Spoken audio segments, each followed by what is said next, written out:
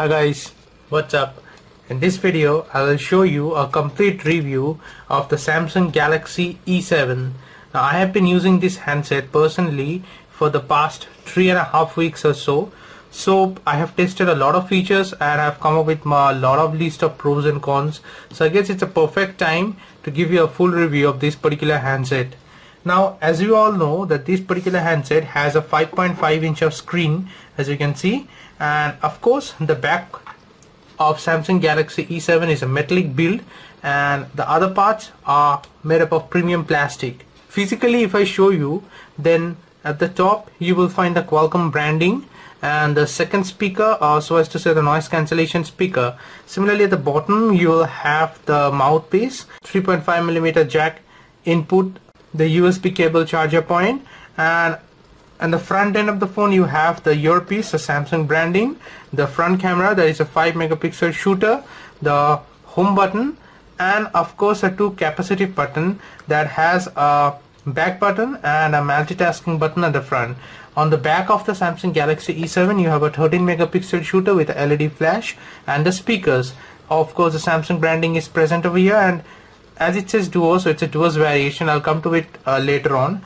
On the right side of the phone you will find the power on and off button, and there are 2 slots for the nano SIM. Now the primary slot, there is a slot number 1. If I eject with the SIM ejector tool like this, you will see that I do have my primary SIM, the nano SIM, in place over here.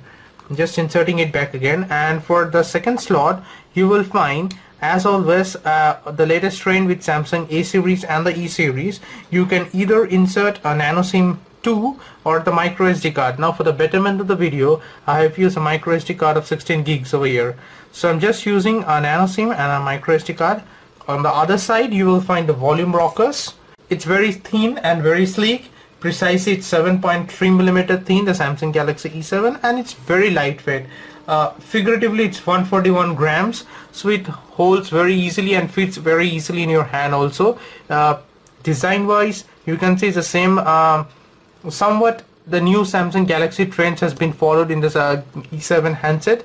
And of course let us go and power on the device. Okay, as you can see that the display is obviously very vibrant. In the lock screen you can get a test of the display that it boasts of. Now if I very quickly go to settings over here, and you see over here it says view as, that gives you 2 views for the settings section. The list from the tab view, I prefer to go with the tab view, so I'm getting a tab view over here. And after that if I go to system and hit about device, you see it runs on Android version 4.4.4, that is KitKat. And also this particular model comes with 16 gigs of storage, as you can find over here. It's a 16 gigs of internal storage, out of which 11.29 gigs are usable by the users. But I've also inserted a micro SD card, so you can find space wise there are a lot of space in Samsung Galaxy E7 to go with. Now apart from that, a strange exclusion from Samsung Galaxy E7, and of course it's also excluded in E5 as well, is that it does not have a auto brightness sensors. It only has an outdoor portion of it only has an outdoor one selection that you can make, and apart from that there are no auto sensors. So that is a con for me. And of course having said that, I can tell you for a fact that it does use up the battery a lot. So the absence of an auto brightness sensor does comes in handy for those users who actually wants to go with a lot of battery power. For the performance of the handset, let us very quickly go and test the benchmark review by using the Antutu app. And mind you, I have installed a lot of apps for the betterment of the video to show you how the Samsung Galaxy E7 performs. So I'm just hitting Antutu over here. Okay, now as you can see, its scores are very low, 18,518. I can say it's a decent.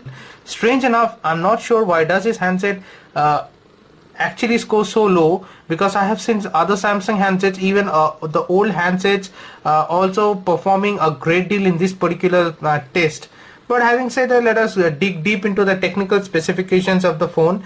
As you can see that it does runs on a Qualcomm Snapdragon 410 chipset with a quad-core processor that is clocked at 1.2 GHz, and a GPU is Adreno 306. And mind you, this particular handset does run on 2 gigs of RAM. If I go to RAM section over here, you will see that it's out of the 2 gigs, 1.23 gigs are always available. So that's decent at the end of the day, because they have included a good amount of RAM in order to take care of the multitasking abilities of the hands. Of course, the most noteworthy feature that is missing from Samsung Galaxy E7 is that it does not have a Corning Gorilla Glass. So for the protection of the screen, I have used a tempered screen glass protector over here, as you can see and feel also. Now battery wise, it does have a very decent battery of 2950 milliampere, and the back being a metallic body, it is a non-removable battery end of the day. But having said that, although I have tested the phone using a single SIM and a micro SD card, the power of the battery has lasted 2 days miraculously. So I should say that it's a great improvement for Samsung, because there were a lot of complaints about the batteries in the past, but Samsung Galaxy E7 does have a better battery life. And I can tell you for the fact that I have used the device for multitasking. I have even played some high-end games, but still the battery lasted for nearly 2 days. Now since we are connected to the internet, let us very quickly go and fire up the browsers. Let us open Chrome and just type in our official website, that is egadgetsforyou.com, and hit go over here. You see how quickly it loads. So there is a JavaScript in the slider portions, the news that tells about the blogs and all that tells about the latest happenings in the world of gadgets. Let us very quickly just go ahead and read one particular news. Why not? Let's go hit this particular news that says some smartphones to watch out for 2015. See, it loads very easily and very fast, and also the browsing wise, it does give you a great feeling also. If I show you that if I use pinch to zoom, it does pinches and zooms very clearly and very quickly and very efficiently. So yeah, of course, the power of a better chipset, a better processor and 2 gigs of RAM does comes in handy with web browsing, I must say. Now if I hit a picture, see how quickly the picture loads also. So that does give you an idea that yeah, they have worked a lot on this browsing aspect as well. Again, to test the speakers, the quality of the speakers and also the speed of the internet, let us go and watch a video on YouTube. Let me just browse through. Yeah, this is one of my latest video that I have prepared a few days back, review about Samsung Galaxy E7 and Samsung Galaxy A7. Let me just turn that. What's up? Okay, just pause it for a moment and go to quality settings, and obviously this particular handset has 720p resolution, so let us just select the maximum resolution over here and hit it. I'll show you the difference between Samsung Galaxy E7 and Samsung Galaxy A7. Now both this particular handset, as you can see, has a 5.5 inch of display. Now as you can see, I'm just running the maximum volume over here. I should say that the speakers are decent enough. It is actually much better than Samsung Galaxy A5 and Samsung Galaxy E5. Although having said that, Samsung Galaxy A7 does have a better speaker than E7, but still E7 speakers are decent, I should say. And you see the videos are loading so fast and it's playing so fast. The display is also very great in YouTube. Of course, the power of internet, the power of 3G does comes in handy with this particular handset. Although this handset does support 4G, but of late there has been no official word from India that which company or whatsoever, which connection will support the 4G for this handset. But this handset does have a feature of supporting 4G. Now I have installed some great high-end games like Asphalt 8, Air Race, Gunship Battle, Dead Trigger 2, Brother in Arms 3. I'll give you a more decent and a more detail and description of the performance of this handset with gameplay in my another video.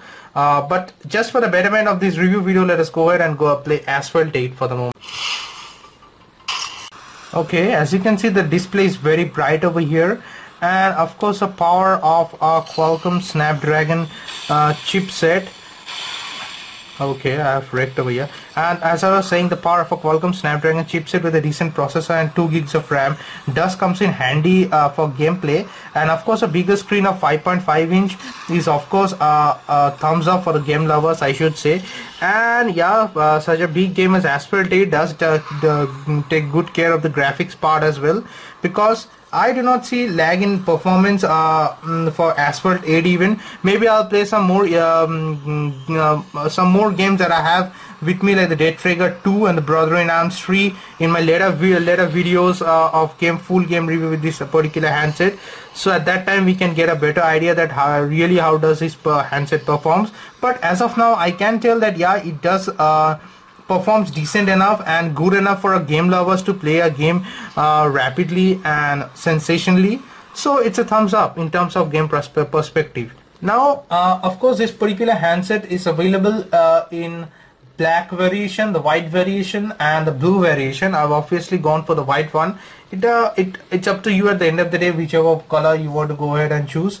And of course lastly, I cannot end this particular video without mentioning that how good the camera is. Of course by now you all know that it's a 13 megapixel shooter at the back and a 5 megapixel shooter on the front end, and both the cameras have a 1080p video recording capabilities. I'll show you more. I'll test the cameras and also shoot videos with the particular cameras in separate videos and show you, but just for the review sake, let me just go ahead and take a live picture in front of you and see how the camera performs.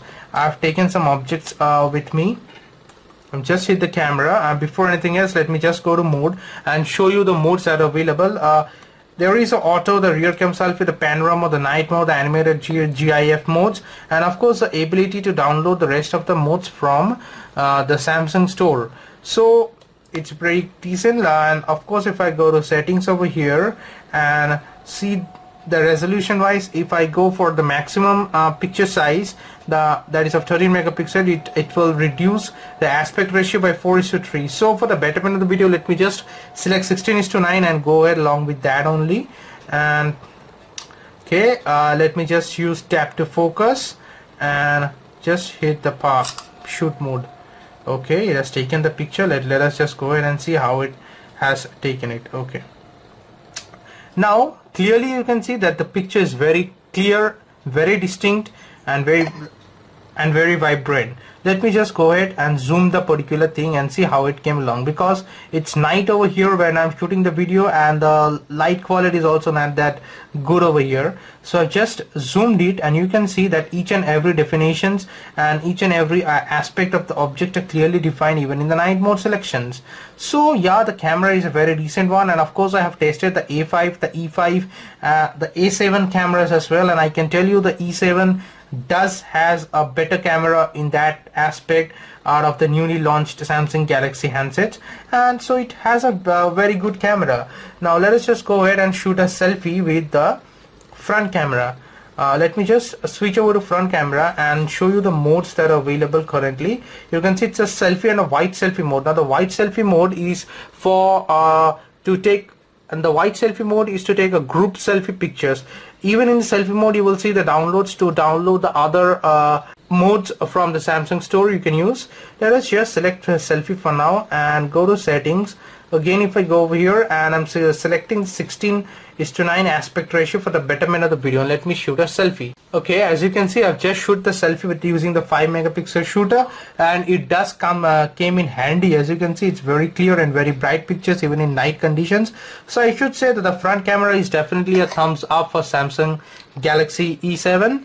And so having said that, you can see that it does boast of a very good camera, and by now as I've already mentioned in my previous videos also, that the Samsung Galaxy E series and the A series has come up with a very good menu options. If I hold the multitasking button for some long, you will see that it does have a very beautiful UI in terms of the menu screens, and of course there are the themes options to choose from, the different themes that you can get. So it's up to you at your choice, end of the day, how you want your handset to look like. Price wise, this particular handset comes at a price of around 20,500. that is something around 350 USD.